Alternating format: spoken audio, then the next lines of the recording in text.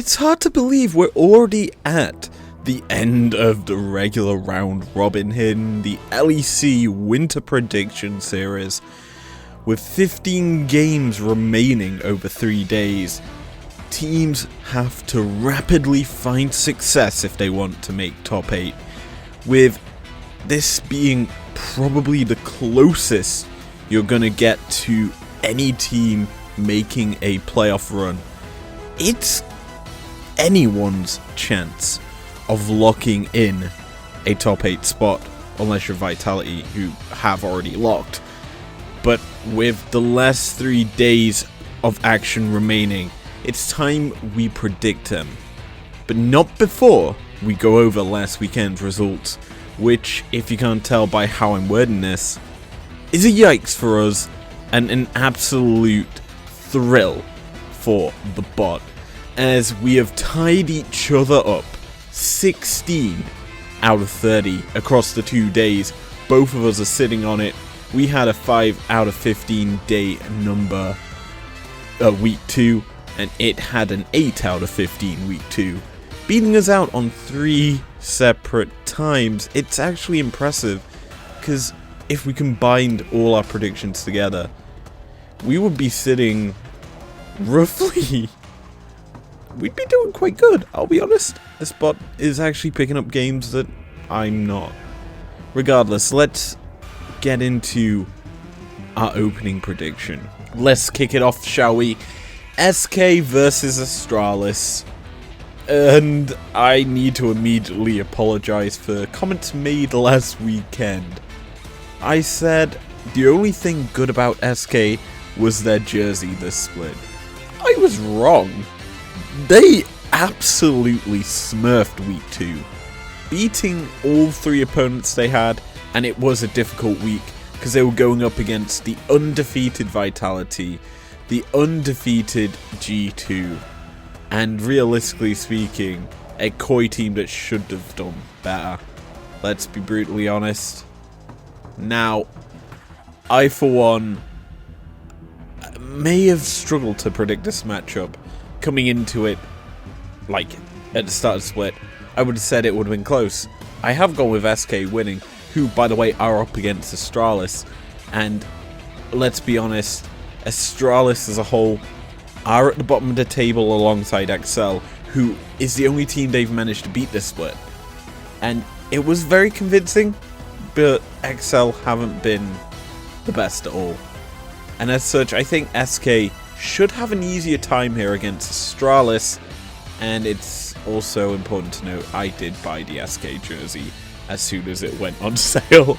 So yeah, let's move into our second game. Game 2 sees Heretics taking on XL in arguably a do-or-die game for the British organisation, whom have failed to pick up any wins in week 2, and only have managed to pick up 1 win throughout the entirety of this split, and that was against BDS, surprisingly.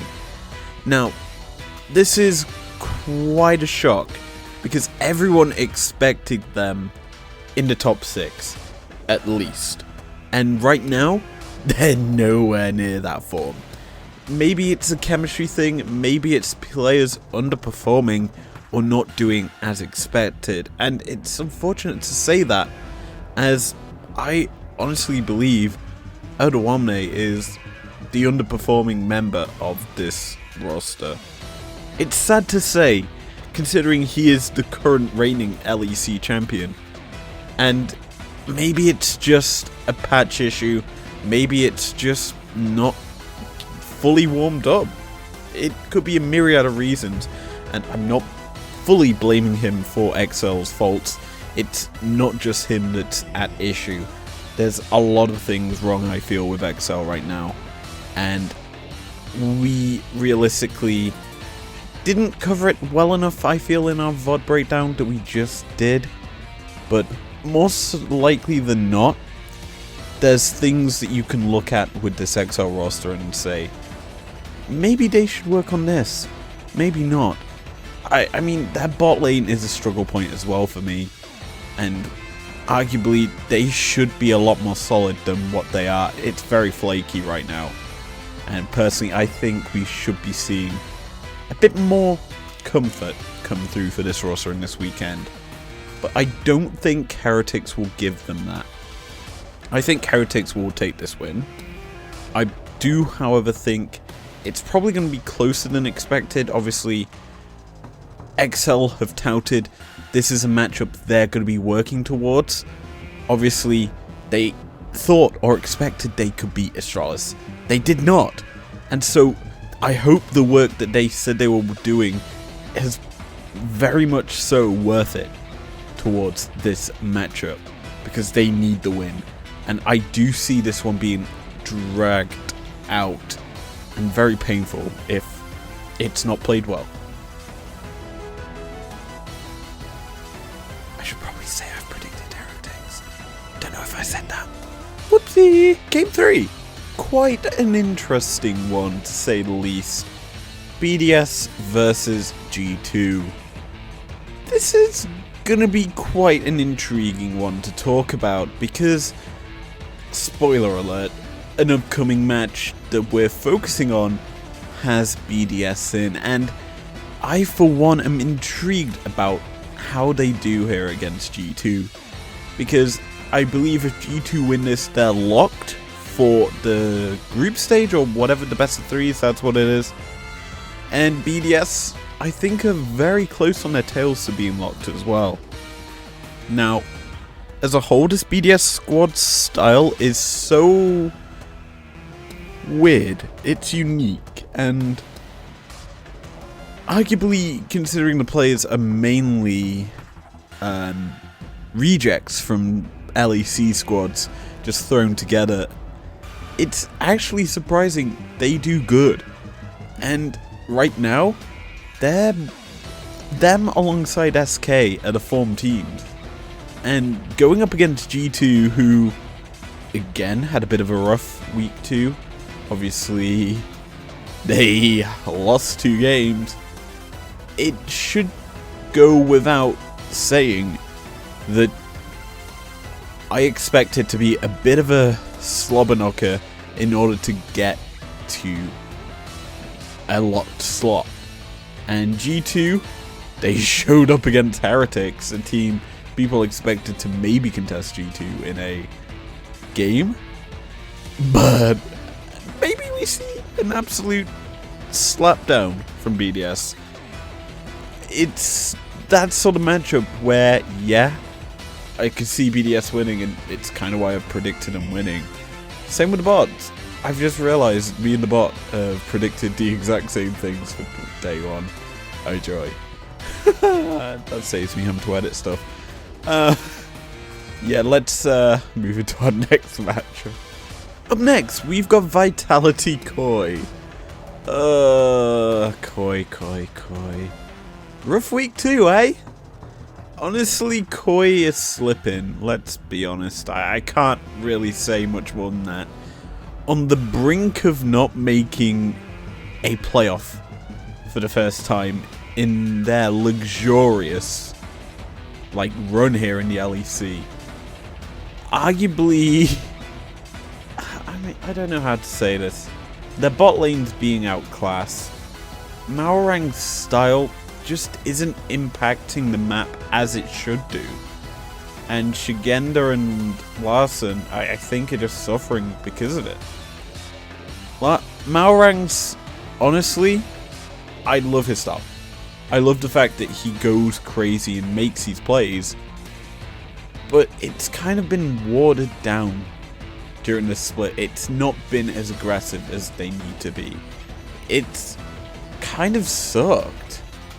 I personally would have preferred some Vavavu to this Koi roster, because they certainly need it, considering they're nearly out and they're not going to be able to defend their crown properly.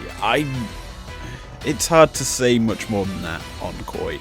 Their opponents, on the other hand, I'm glowing with words for this team. Spoiler alert, if you can't tell, I've predicted Vitality to win here. And Vitality as a whole, we're going to have a nice talk about on Sunday, because I just am so amazed by how they're playing this season. You watch how each thing falls together for them in a spectacular fashion. I, for one, as I knock my mic, think that they just are gonna outclass Rogue. And this matchup is touted as a very interesting one, because it's mainly because of the junglers and how creative their pathing can be. I personally really cannot wait to see this one in that sense, but I could honestly be a little more thrilled if it was two teams on form. But yeah, I think it's going to Vitality based on form and expectation, and reasonably speaking, Koi, hopefully, in my opinion, will win the next few games, because they are a team that I think will do well in best of threes. Let's get into it. Last matchup of day one is Fnatic versus Mad. I was about to say Koi there, but this matchup, the storyline is Hilly versus his former team, a team that is struggling.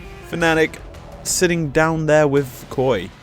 It's a yikes position to be in, considering you look at the teams in where they're currently sat. You'd expect a lot of the bottom half of the table right now, the Koi, the XL, Fnatic squads, to be up there in the top 5-6. And yet, they're down here, and that's sad.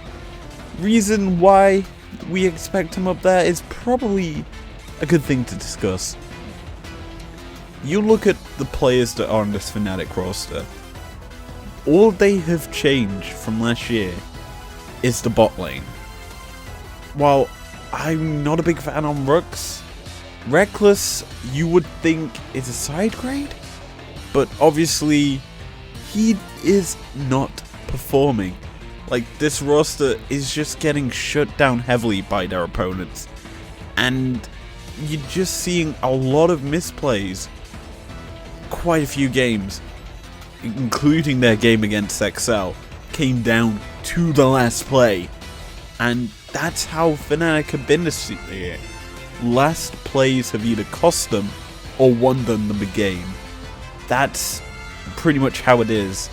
As for Mad, I don't know how to describe Mad. Mad to me, I think realistically deserve 5th or 6th coming into the split. That's how I feel they would go. If not, maybe just outside of playoffs. But right now, they're okay. They're alright. It's hard to say with Mad how they're doing, because they have off games, they have on games. And right now, I think this game is going to be an on game. I've gone with them over Fnatic. But yeah, it's just odd. Their style to me is very open. It's ambiguous, shall we say. Because I wouldn't have thought the style that they're using, like the bot side on that I'm talking about here, you'd expect a hell of a lot of aggression and a hell of a lot of death. Yet, they're not dying. They're actually performing well. Kazi and Hilly, I thought, would be a tilt factor for Mad this split. And yet, somehow, it's probably their best part of the map. I've got to admit that Elyoya isn't up to his 2020-2021 split form. It's kind of a bit below par, but realistically speaking, I think that he'll probably find some more form in best of threes. Which, I'll be honest, I want to have a tangent on the format for this split, but I will save that for another video. Let's get into our next day. We finally take a look at the newest team in the league as BDS take on Heretics in our matchup of the week. You may be wondering why I've gone with this absolute belter. Well, buckaroos, I came into this split zero expectations on BDS, and well, there's ample reasons why you'd expect them to be dead last, and they're not. They're doing exceptionally well. As for Heretics, they were a team built of players that you could see making playoffs, but on the skirts of like the 7th, 8th spot. And while, yes, they're technically on this verge, they are looking very decent as a team overall. A lot of faith in their coaching staff is what's been seen, as Peter Dunn has given them a decent sort of build path. Granted, there's obviously games where they've been stomped to smithereens, with the 2nd quickest game ever in European League of Legends history, and that's receiving the Yellen. Now, considering the fact that these two teams are kind of jockeying for a position in the upper echelon of playoffs, I'm gonna be honest, it could be an out-and-out, stalled-out slugfest. The reason is, BDS have the longest game time in the LEC this split, and it isn't close. They're very good at stalling out games, low kills, and just outscaling their opponents, and it's kind of impressive considering the fact you have a player who is essentially one-tricking Olaf or Darius all split, and hasn't really been tested on his pull. Now, that being said, these picks do provide late game scaling in teamfighting, and this team, honestly, they pick their fights well, and it's what has got BDS a lot of recognition after the 2nd weekend. Now, Heretics as a whole, you've got to be looking at that top lane. Ebi's Cassante has been dominant, and I'm surprised he's still able to get this pick every single game. And going up against Adam, I'm going to be intrigued how that one flows as a whole, and is probably where we're going to be focusing our teamfight breakdown, and probably is where the observers will be looking at, because that looks like a very interesting top lane matchup. But as for my prediction, people would expect me to go with Heretics, but I'm going BDS for this one. I'm going against the bot. I want to get points here. BDS seem to be on the form that Heretics might struggle to find, and as such, that's why I've gone with the BDS squad, picking up game 1 of day 2. Big matchup here as Astralis take on Koi. This matchup probably will decide Astralis's, and quite honestly, Koi's fate for this split. I think this one is going to be closer than you expect, and you can see here the bot and I are going our different ways. I've gone with Koi for this one. I think how this weekend will be, and how teams have kind of touted their practice, I think certain teams are preparing for certain opponents. Obviously, we've heard that XL were preparing for Heretics. I think Koi are preparing for Astralis, and also G2, more so than their opening matchup against Vitality. I think Vitality versus Koi is one of those games where Vitality will try to practice a new style ahead of best of 3s, just to see if Koi's a good opponent for them to test over a multitude of games. And so I could technically see that going either way, but I think Koi won't be focused too hard on that matchup. They'll more so be looking at the next two where fates are not sealed, and that's why I kind of want to see how Astralis deal with a Koi. Because bear in mind, we've never seen Astralis go multiple games with a team in a sense of a best of 5 or what have you. And so I'm honestly not sure of how adaptive this team can be to situations like that. And while it's sad to say it like this, I think Koi will prepare heavily to beat Astralis out, because it is a needed win for them against a team who is sitting dead last with XL. And personally, I do think Astralis, given how they performed at the last game, they'll want to win. And they'll probably be hard prepping for this game, as it is actually one of their weaker games. In fact, they go up against Fnatic as well. I think Astralis will probably be testing this Koi roster because they want to beat out Fnatic as well. So yeah, I think this will be a close brawl for a top 8 spot. Let's go Fnatic versus SK. I've covered this matchup several times in the past as a matchup of the week, and it was going to be my matchup of the week until I realized how many times we've covered it. The El Clasico, or the old El Clasico as it's known to be before, it's an intriguing one to me, because Fnatic struggle right now. SK had an alright week 2. They thrived week 2. You then realise, okay, was that week 2 jitters from Fnatic, or just SK finding form? You don't know, because of how the split is. It's hard to judge success in only 3 weeks of action, let's be honest. And as a whole here, Fnatic versus SK, I've gone SK with my prediction, but it's always, when you know the history between the teams, you know Fnatic wins 9 times out of 10 against SK. And it's sad because my brain, or not sad, it's hard, because my brain's telling me, go with form, go with form. But my heart's telling me, go with history. It's hard.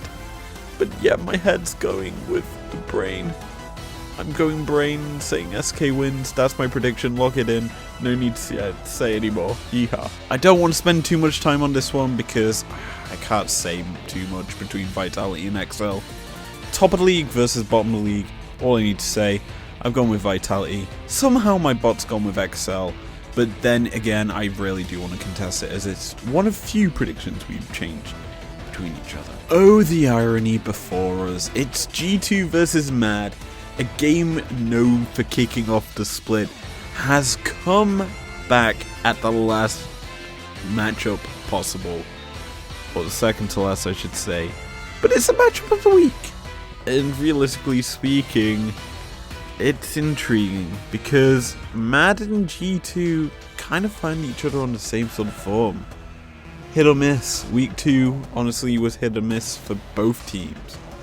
And Mad actually had it a little bit rougher, though I do feel that this matchup should define or lock in a top spot for G2. That's what they're after. If not, Mad somehow magically win, then congrats to them. G2 have to wait another day. Who knows? I think it's like 89% G2 lock rate.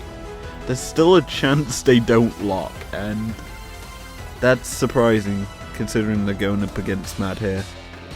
But yeah, I think it's going to be close, it's going to be fun, it's going to be explosive, it's going to be all the telltale signs of a good matchup. But realistically speaking, G2 will win.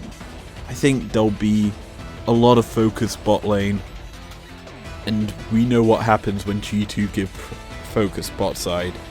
They thrive, and I think if they're able to subdue the aggression that Mad wanna is established for themselves down there, then I think it's going to be a good old brawl.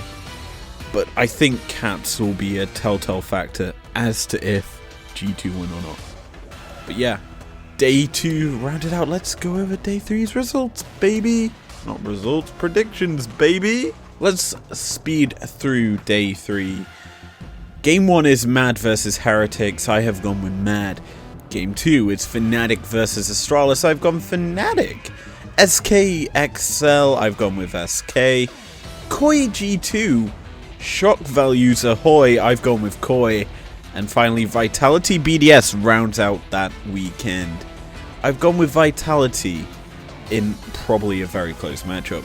Now, it is also important to note that if tiebreakers are afoot, we will be predicting them live on Twitter on a Monday evening. Oh boy.